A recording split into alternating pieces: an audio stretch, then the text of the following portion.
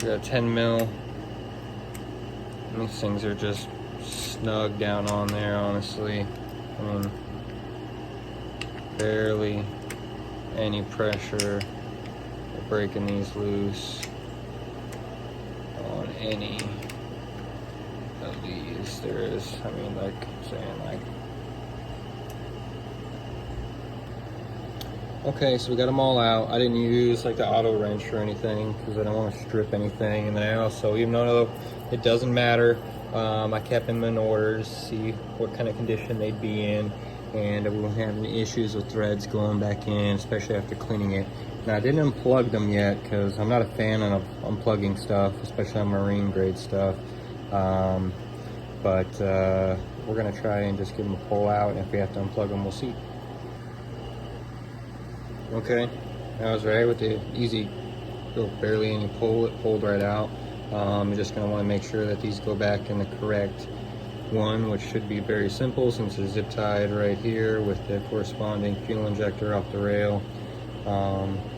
Shouldn't be able to mess it up, so I don't feel like it's worth labeling, but with just a little bit of a pull, and then it can kind of set out of the way without hopefully pulling on the wire too much. Again, just a little bit of a pull, set out of the way, a little bit of pull, set out of the way, and there's our handy dandy spark plugs. We'll get those suckers out, and then they go back at 18 foot-pounds. Okay, that was not in there very tight at all. I wish I would have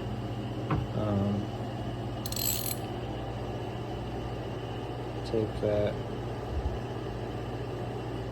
They don't look too bad, actually.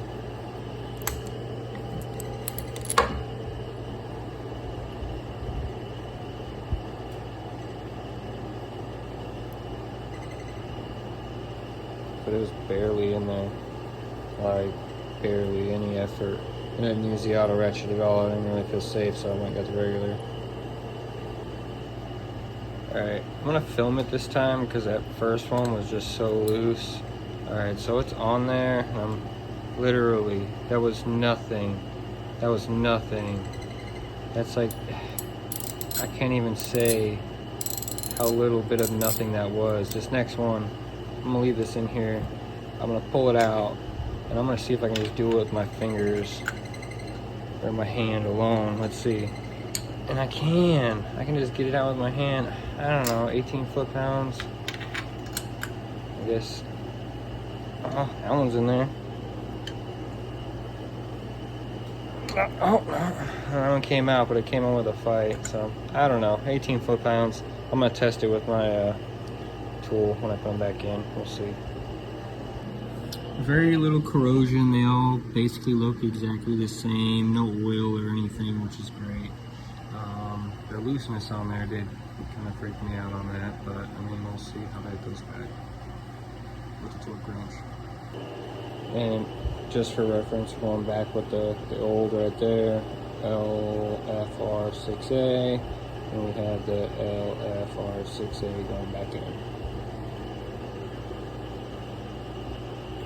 Old busted, meet new hotness. Okay, we got all 4 new spark plugs in, torque to spec at 18 foot-pounds. We're about to put the coil packs back in.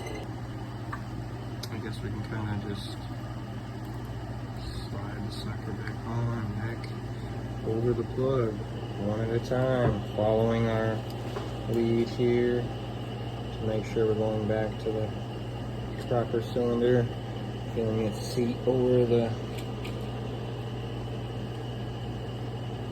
spark plug head, and try not to pull on these wires too hard, of course. There you go. Let's torque down the 10 mils real quick. Just like that, we got all these torqued down to spec. The last thing we'll do will be to put the final cover back on with its 2 bolts that go on to the top, but everything looks good, making sure that each corresponding one goes to the proper spark plug, of course. Then again, last but not least, setting this where the feet meet on both ends to sit on the bolts, and then sliding these into place using a flathead or Phillips to get it cinched down. A little bit on both sides is probably best to get it started. Make sure it's lined up with no cross threading, especially here at the end game. It's just tight.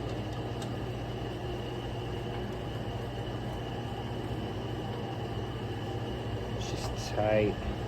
For one quick last check. She's full of rubber grommets. And that's the end of it.